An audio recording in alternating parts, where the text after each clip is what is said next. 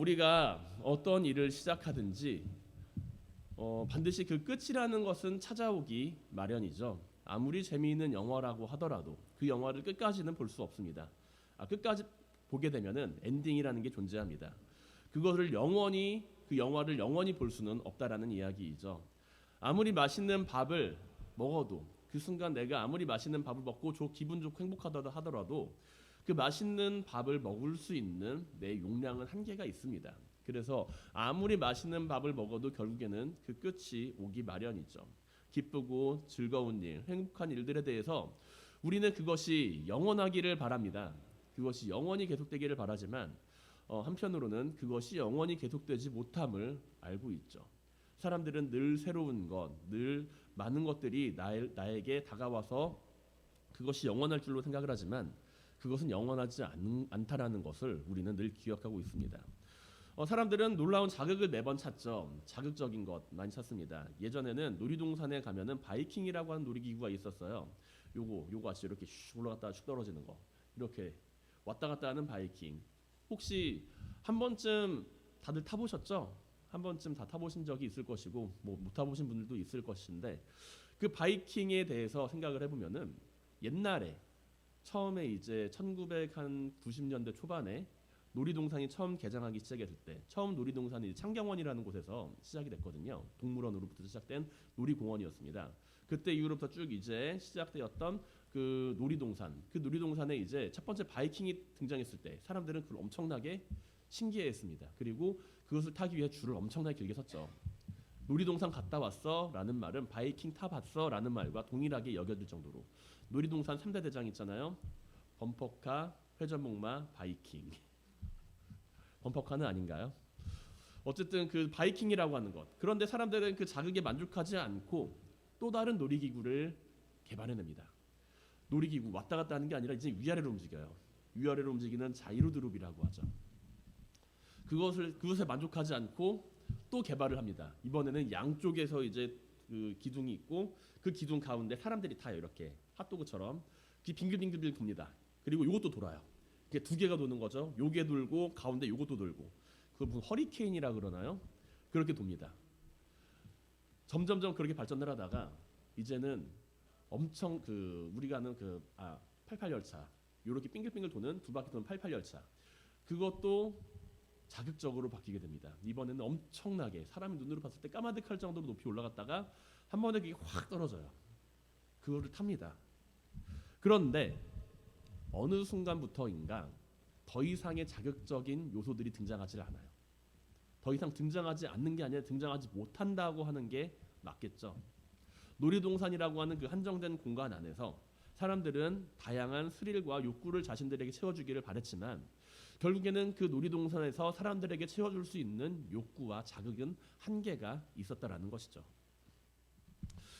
안전상의 문제도 있고 기술상의 문제도 있고 그리고 예산상의 문제도 있을 것입니다. 무엇이 됐든지 그 사람들이 그 놀이동산에서 찾으려고 했던 그 자극적인 모습 안에는 분명히 한계가 존재했다라는 이야기예요. 그리고 우리는 하나님의 은혜에 대해서 생각을 해볼 때 하나님의 은혜는 끝이 없는 은혜, 한량이 없는 은혜, 무한한 은혜라고 이야기를 합니다.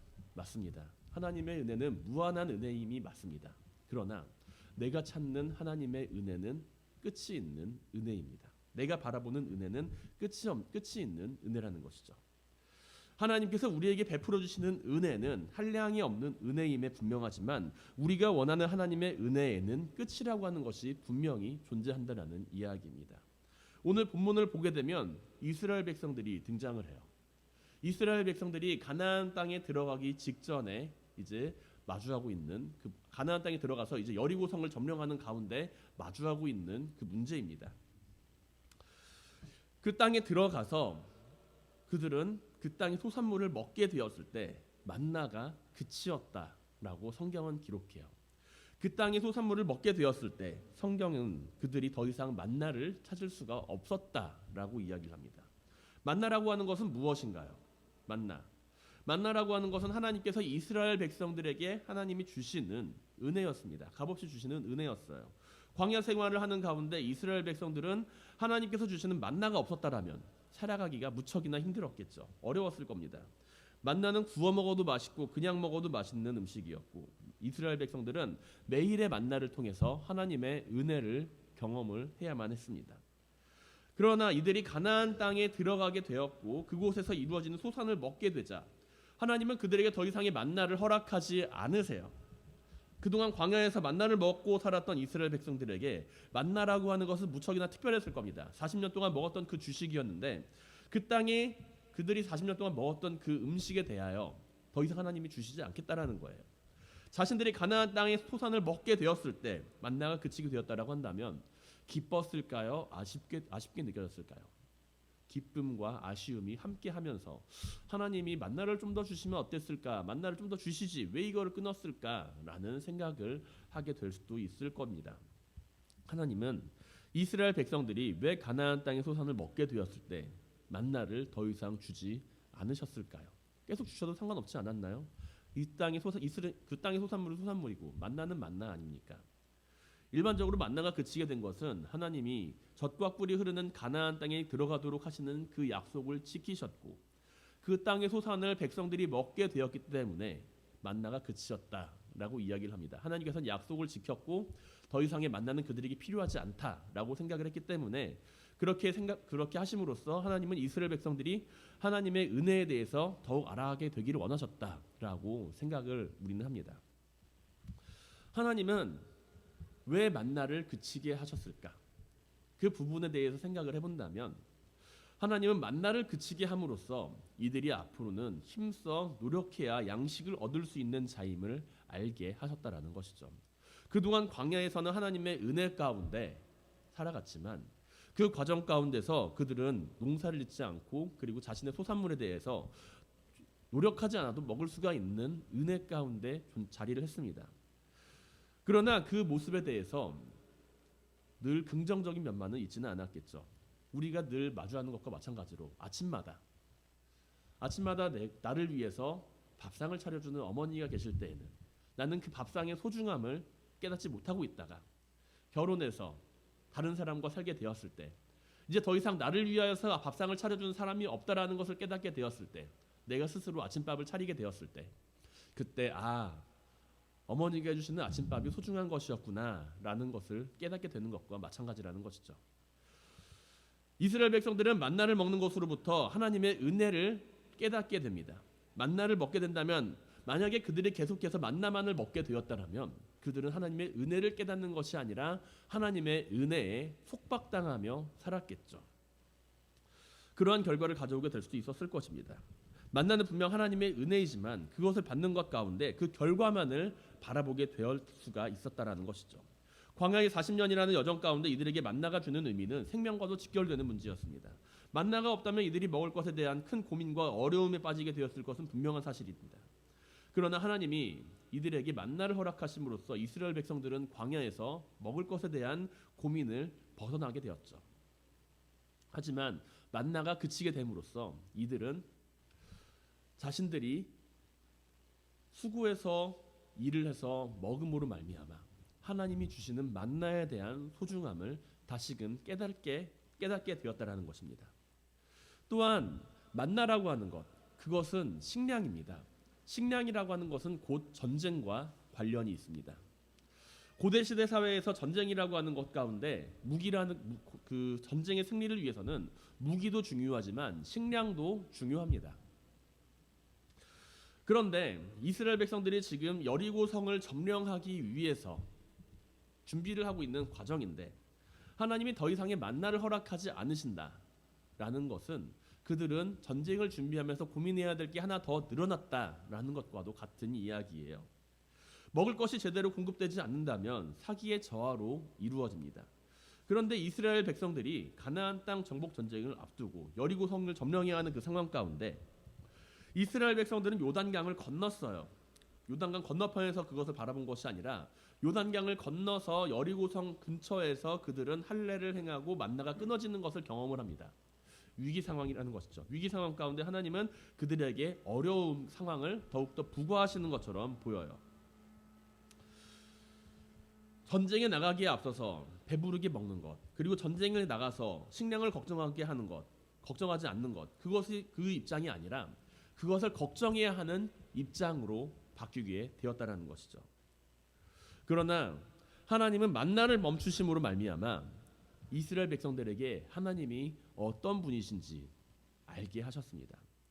이스라엘 백성에게 하나님은 만나를 주시는 하나님이 아니라 함께하는 하나님이라는 것을 알게 되기를 원하셨다라는 것이죠. 만나라고 하는 그 은혜에 그들이 속박되어 있다라고 한다면 이스라엘 백성들에게 하나님은 만나를 주시는 하나님으로 생각될 가능성이 많습니다. 우리가 가끔 생각하잖아요. 엄마 하면 떠오르는 것, 나에게 맛있는 음식을 주고 나를 사랑해 주시는 분.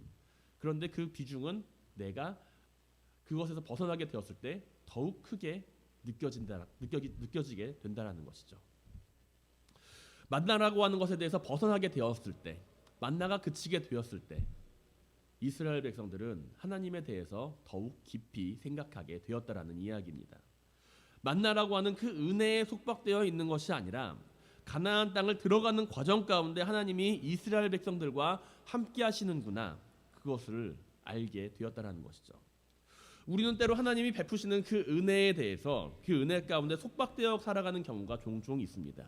하나님이 우리에게 베푸신 은혜, 그 은혜의 결과에 매달리면서 그것을 잃어버리지 않기 위해 발버둥을 칠 때가 많이 있다라는 것이죠. 내가 만약에 하나님을 믿고 따르지 않는다라고 한다면 하나님의 이 은혜를 거두어 가실까 걱정하며 하나님을 믿고 따라가는 모습을 우리는 종종 보여줍니다. 하나님을 믿는 가운데 행복한 가정을 이루고, 하나님을 믿는 가운데 내 사업이 번창을 하고, 하나님을 믿는 가운데 병이 나음을 얻었다는 결과를 가지고 있다면 우리는 하나님을 열심히 믿습니다. 왜냐? 그 축복을 내가 잃어버리지 않기 위해서, 놓치지 않기 위해서 그렇게 열심히 살아간다는 것이죠. 그런데 한편으로는 우리는 그것에 매여 있는 상황이라는 이야기입니다. 내가 하나님을 믿고 하나님을 따라 살아가는 그 이유가 그 축복에 매여 있게 될 때 나는 함께 하시는 하나님이 아니라 나에게 만나를 주시는 하나님, 그 하나님을 따르게 된다는 것이죠. 하나님을 떠나 살아가게 되면 모든 것을 잃어버릴 것처럼 생각이 되어서 하나님을 따라가는 그 인생 가운데 하나님은 과연 우리에게 은혜를 통하여서, 만나를 통하여서 우리를 속박하기를 원하실까요? 만나를 통해서 이스라엘 백성들을 통제하시기를 하나님은 원하셨을까요?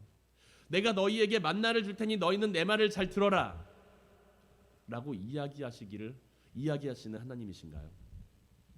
우리에게 한량없는 은혜를 베푸시는 하나님이라고 우리가 하나님을 고백한다면 우리는 우리가 받는 은혜에 속박되어 하나님을 따라가는 것이 아니라 그 은혜를 통해서 하나님이 어떤 분인지를 알아가야만 할 것입니다. 이스라엘 백성들은 율법으로 정해진 날에 가나안 땅에서 하나님이 명령하신 유월절을 지킵니다. 유월절을 지킴으로써 이들은 무교병을 먹으면서 출애굽 사건을 기억하며 하나하나 회상하며 하나님께 감사를 드렸겠죠. 하나님이 그렇게 하라고 시켰으니까요. 그리고 가나안 땅에서의 소산을 먹음으로써 더 이상의 만나를 얻지 못하게 됩니다. 그러나 이스라엘 백성들은 할례를 행하고 유월절을 지킴으로 말미암아 바라보는 하나님의 모습, 그 모습 앞에서 자신들에게 베푼 은혜를 거두어 가시는 하나님이 아니라 하나님이 지금까지 나와 함께 하셨구나 라는 것을 떠올리게 되었을 것입니다. 만나를 주셨다가 만나를 뺏으시는 하나님이 아니라 약속을 지키시고 이루시는 가운데 함께 하시는 하나님의 모습을 바라보게 되었을 때 그들에게 하나님은 만나가 아니라 또 다른 것으로 그들의 삶을 채우신다는 것이죠. 사랑하는 성도 여러분, 우리가 하나님의 은혜를 누리며 살아가는 가운데 은혜에 매여 살아가는 것이 아닌 하나님이 함께 하심을 바라보며 살아가게 될 수 있길 바랍니다. 오늘 우리가 이 땅에 살아가는 가운데 하나님께서 베푸시는 크고 작은 놀라운 은혜들, 그것이 결과로서 내 자신을 속박하는 것이 아니라 그것을 베푸시는 하나님을 바라보며 내가 하나님을 따라 살아갈 수 있는 믿음을 가지게 되길 바랍니다. 욥은 당대의 의인이었고 하나님께 놀라운 축복을 받은 사람이었죠. 그러나 그가 마주하는 시련의 모습 가운데 그는 자신의 재물이 전부 사라지고 사랑하는 아들과 딸들, 그리고 자신이 사랑하는 그 아내마저 자신을 떠나고 하나님께서 먼저 데려가는 모습을 마주하게 됩니다. 그러나 욥은 욥기 1장 21절부터 22절에 이르기까지 하나님을 향하여 다음과 같이 고백하죠. 이르되 내가 모태에서 알몸으로 나왔사온즉 또한 알몸으로 그리 돌아가올지라. 주시니도 여호와시요 거두시니도 여호와시니 여호와의 이름이 찬송 받으실지니이다 하고, 이 모든 일에 욥이 범죄하지 아니하고 하나님을 향하여 원망하지 아니하니라. 때로 우리는 우리가 누리고 있는 은혜를 중요하게 생각합니다. 내가 누리고 있는 은혜를 중요하게 생각하며 그 은혜만을 바라볼 때가 있습니다. 그러나 우리가 바라보아야 할 것은 은혜라고 하는 그 결과가 아니라 그 결과를 이끌어내시는, 그 결과를 나에게 주시는 하나님, 그 하나님은 나에게 한량 없는 은혜를 베풀어 주시고 함께 하시는 하나님이다 라는 점을 기억해 주시기 바랍니다. 우리가 하나님을 따르며 살아가는 가운데 만나를 주시고 만나를 거두시는 하나님이 아니라 함께 하시며 지키시는 하나님을 바라보며 믿음을 지키고 살아가는 모든 성도님들이 될 수 있기를 주님의 이름으로 간절히 축원드립니다. 하나님은 이스라엘 백성들에게 만나를 그치게 하셨지만 그 은혜는 끊지 않으셨어요. 이스라엘 백성들이 만나를 잃어버린 것이 아니라 그들이 하나님의 은혜를 더욱 크게 경험하게 될 수 있기를 하나님은 원하셨습니다. 하나님은 이스라엘 백성들이 여리고 땅을 점령하는 데 있어서, 그 성을 점령하는 데 있어서 더욱 놀랄 만한 일을 보여주신다는 것이죠. 여호수아는 자신들이 점령해야 할 여리고성을 바라보며 그것을 어떻게 해야 할지 고민이 많았을 것입니다. 하나님께서는 이제 더 이상의 만나도 허락하지 않으시고 이스라엘 백성들은 전쟁이라고는 한 번도 치러본 적이 없고 여리고성은 크고 강한 성이며 그 땅에는 자신들보다 덩치가 더 큰 사람들이 살고 있는데 여기를 과연 어떻게 점령하는 것이 좋을까? 지도자인 여호수아는 고민이 많았겠죠. 그리고 여리고성을 봅니다. 여리고성 근처까지 찾아갑니다. 그때 누군가를 만나게 되죠. 여호수아가 여리고에 가까이 이르렀을 때 눈을 들어본즉 한 사람이 칼을 빼어 손에 들고 마주 서 있는지라. 여호수아가 나아가서 그에게 묻되 너는 우리를 위하느냐 우리의 적들을 위하느냐 하니라고 그 사람에게 물어봅니다. 우리가 바라보게 되었을 때 내 눈앞에 있던 그 사람, 어떤 모습이 일어날 때 우리는 그 사실을 보면서 판단을 하죠. 저 일이 나한테 유리한 일일까, 나한테 불리한 일일까, 나에게 득이 되는 일일까, 해가 되는 일일까, 저 사람이 나에게 해를 끼칠 사람일까, 나에게 도움을 주는 사람일까. 먼저 우선적으로 그렇게 판단을 합니다. 하지만 그 사람이 여호수아에게 이야기를 합니다. 그 사람은 하나님의 천사였죠. 하나님의 사자였습니다. 나는 너가 생각하는 그런 사람이 아니라 하나님의 군대 장관이라는 거예요. 여호수아가 전쟁을 앞두고 고민하고 있는데 하나님의 군대 장관이 여호수아를 찾아온 겁니다. 그리고 어떻게 전쟁을 치러야 할지 이렇게 저렇게 막 설명을 해줘요. 신발을 벗어라 그렇게 이야기한 다음에 다음 장에 나가서 이렇게 저렇게 설명을 합니다. 너는 이렇게 싸워라. 우리가 잘 알고 있다시피 성을 그냥 돌래요. 성을 빙글빙글 돌려요. 그리고 마지막 날에는 7바퀴 7일 동안 도는데 6일 동안은 한 바퀴씩 돌고 7일째에는 7바퀴를 돌고 소리를 지르래요. 하나님이 언약궤를 앞에 두고 그렇게 빙글빙글 돌라고 이야기를 합니다. 말도 안 되는 소리죠. 전쟁을 치르는데 칼과 창이 아니라 하나님의 언약궤를 앞세우고 하나님을 찬양하면서 돌라고 이야기를 합니다. 그러면 여리고성을 점령할 수가 있대요. 상식적으로 이해가 되나요? 안 됩니다. 하지만 하나님께서는 여호수아와 이스라엘 백성들이 그들이 더 이상의 만나는 얻지는 못하게 되었지만 그들에게 더욱 큰 은혜를 허락하신다라는 것이죠. 여호수아와 이스라엘 백성들이 하나님의 말씀을 따라서 그 말씀에 순종하게 되었을 때 이들은 다시금 하나님의 은혜를 경험하게 된다라는 이야기입니다. 만나는 그쳤습니다. 하지만 하나님의 은혜는 끊이지 않았어요. 이스라엘 백성들을 향하고 있었습니다. 하나님의 약속은 끝나지 않았고 이스라엘 백성들이 하나님을 따르는 한 하나님은 이스라엘 백성들과 함께하고 계시다라는 것이죠. 사랑하는 성도 여러분, 우리와 함께 하시는 하나님을 의지하시길 바랍니다. 하나님께서 나에게 주신 것을 지키기 위해서 발버둥을 치는 것이 아니라 하나님을 따라 살아가는 삶이 무엇인지를 바라보게 될 수 있길 바랍니다. 하나님을 따라 살아가는 삶은 나에게 베푸신 그 은혜를 지키는, 아등바등하며 지키는 그 삶이 아니라 하나님이 원하시는 그 삶을 따라가는 삶이에요. 하나님의 은혜를 바라보며 그 은혜만을 구하는 삶이 아니라 하나님이 원하시는 일이 무엇인지를 바라보며 그 말씀에 순종하는 용기를 가지고 살아가는 삶입니다.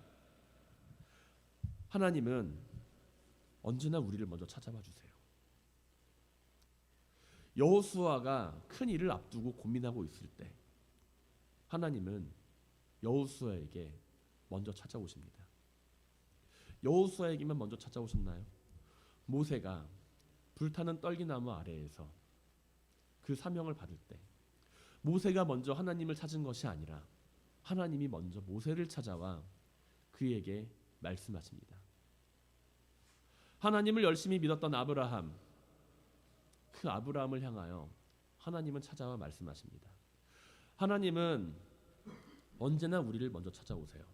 사무엘을 부르시는 하나님, 다윗을 찾으시는 하나님, 그리고 우리를 위해 이 땅 위에 먼저 예수 그리스도를 보내주신 하나님, 그리고 그 제자를 부르시는 주님의 모습들, 모든 모습들을 생각을 해보면 하나님은 언제나 우리를 먼저 찾아오셨습니다. 그리고 나에게 은혜를 베풀어 주시기를 원하고 계십니다. 그러나 우리는 늘 내 삶에서 은혜만을 구하며 나에게 베풀어 주신 그 은혜만을 붙잡고 그것을 놓치지 않기 위해서 살아가다 보니 나를 향해 먼저 찾아오시는 하나님을 바라보지 못할 때가 너무나도 많았다는 것이죠. 우리가 우리의 삶에서 은혜만을 구하며 살아갈 때에는 나를 향해 먼저 찾아오시는 하나님의 음성을 듣지를 못합니다. 나에게 베풀어 주신 은혜를 바라보며 하나님이 나와 함께 하심을 바라보고 있을 때 우리는 나를 먼저 찾아오시는 하나님을 만날 수가 있습니다. 우리의 삶이 하나님을 따라 살아가는 삶으로 자리 잡게 되길 바랍니다. 우리의 삶이 하나님을 따라 살아가며 그 말씀에 응답하는 삶이 될 수 있길 바랍니다. 만나를 거두시고 만나를 주시는 하나님이 아니라 언제나 우리를 찾으시고 먼저 우리를 부르시는 하나님의 음성에 응답하며 하나님이 원하시는 삶을 살아가는 모든 성도님들이 될 수 있기를 주님의 이름으로 간절히 축원드립니다.